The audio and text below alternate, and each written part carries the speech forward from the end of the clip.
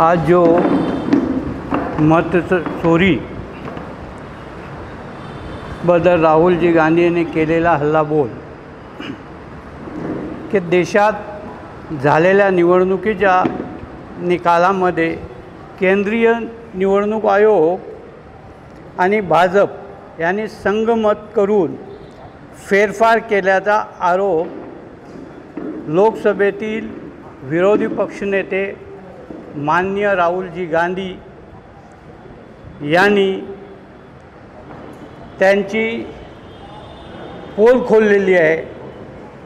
निवडणूक आयोगाचा बुरखा फाडून ठळ्या निरुत्तर निवडणूक आयोगाला केलेला आहे।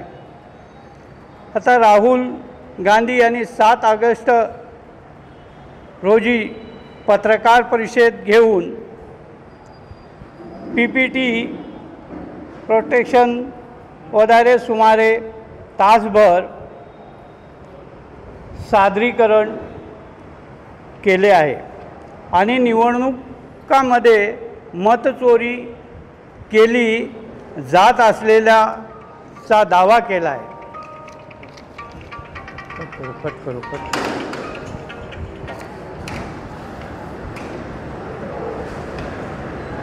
केला आहे आणि निवडणुकीमध्ये मतचोरी कोणत्या पद्धतीने आणि कशी केली जाते याचा दावा करून राहुल गांधी यांनी निवडणूक आयोगाचा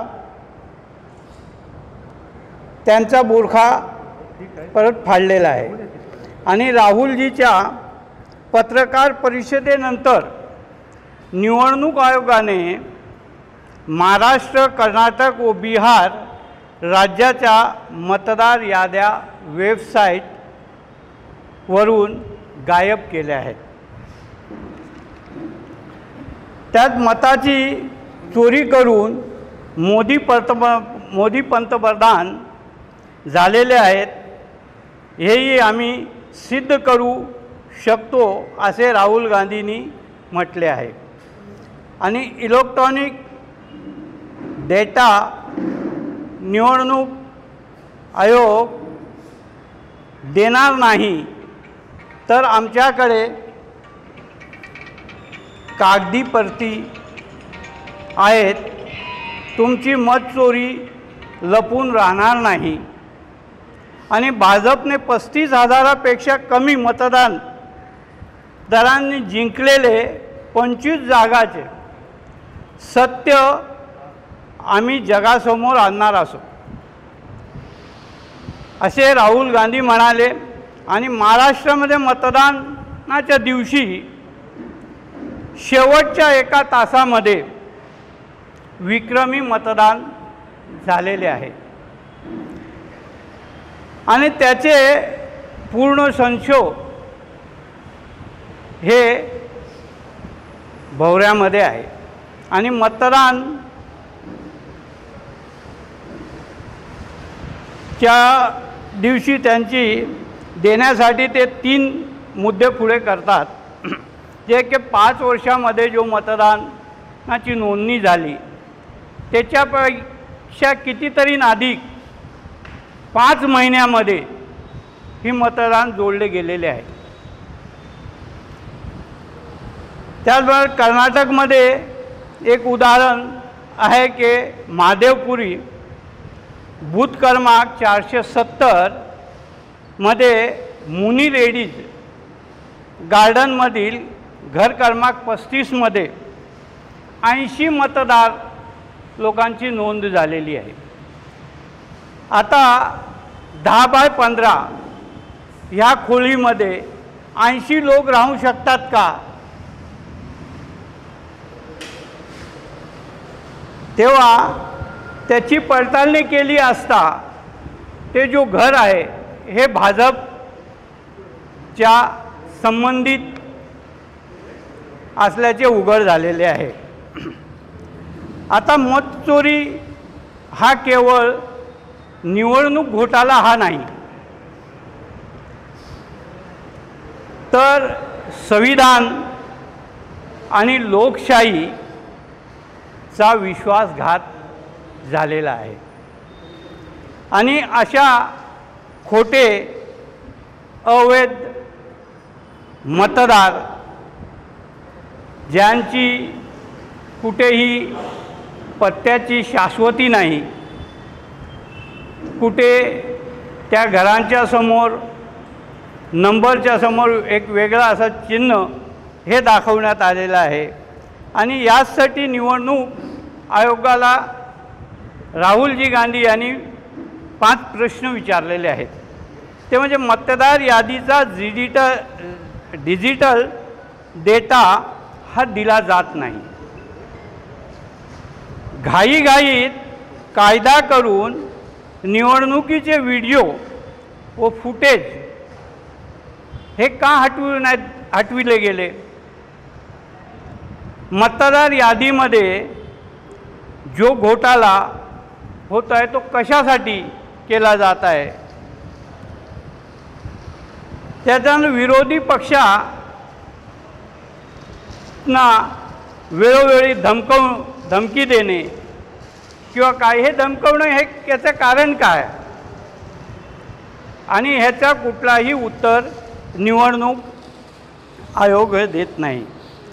विशेष करून मोदींना सत्तेत राहण्यासाठी 25 जागांची आवश्यकता होती आणि ती त्यांना गरज असल्याकारणाने हे जो डिजिटल डाटा फुटेज हे देणे नाकारण्याचं कारण एक आहे की कुठेही उघड या 25 सीटच्या जागांचा होऊ नये, जेणेकरून आपली सत्ता ही जाईल, असे राहुलजी गांधी यांनी आरोप केलेले आहे। आता हे आरोप करत असताना आपल्या इंडिया आघाडीचे जेवढे घटक सदस्य आहेत त्यांना देखील हे मुद्दे पटलेले आहेत। विशेष करून शरद पवारजी साहेब यांनी राहुल गांधीचे कौतुक केलेलं आहे आणि त्यांनी तर असं पुढे हे सांगितलं आहे की हे तालुक्यामध्ये जिल्ह्यामध्ये लोकांपर्यंत हे पोचलं पाहिजेत आणि यासाठी राहुलजी गांधी यांनी जेवढे हे आरोप केलेले आहे ते एक प्रकारे हे लोकशाही वाचवण्यासाठी, लोकांची विश्वासार्हता ही कायम ठेवण्यासाठी हे केलेले आहे। त्याचप्रमाणे अनेक जो खोटे मतदार आहेत, ज्यांचे फोटो नाही, घरावरती घराचे नंबर नाही, अशा प्रकारचे बोगस मतदान आणि मतदार हे नोंदवून एक प्रकारे निवडणूक आयोग हा घोल करत आहे सत्तेशी। कारण सत्ता असल्याकारणाने हे निवडणूक आयोग असो किंवा इतर असो यांना ते आपल्या कब्जामध्ये करून हे देशामध्ये एक प्रकारे लोकशाही संपवण्याचा प्रयत्न चाललेला आहे। आणि म्हणूनच राहुलजी गांधी हे ह्या हल्लाबोल करत आहेत आणि हे आज नाही उद्या हे जगासमोर येणार आहे आणि हे सिद्ध होणार आहे। आणि तेव्हा आम्ही देखील प्रदेश अध्यक्षांच्या सूचनेनुसार प्रत्येक आपल्या जिल्ह्यामध्ये, गावामध्ये, तालुक्यामध्ये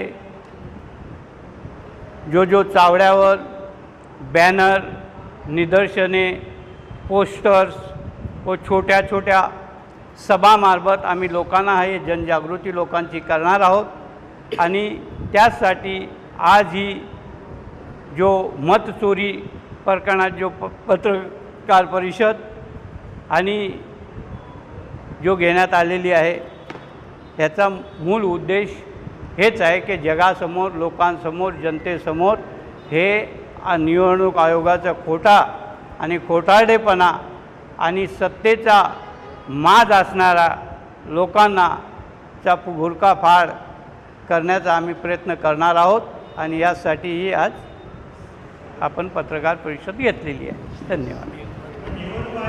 टाइम्स डिजिटलला लाईक करा, शेअर करा, सबस्क्राइब करा आणि बेल आयकॉन दाबायला विसरू नका. Times digital.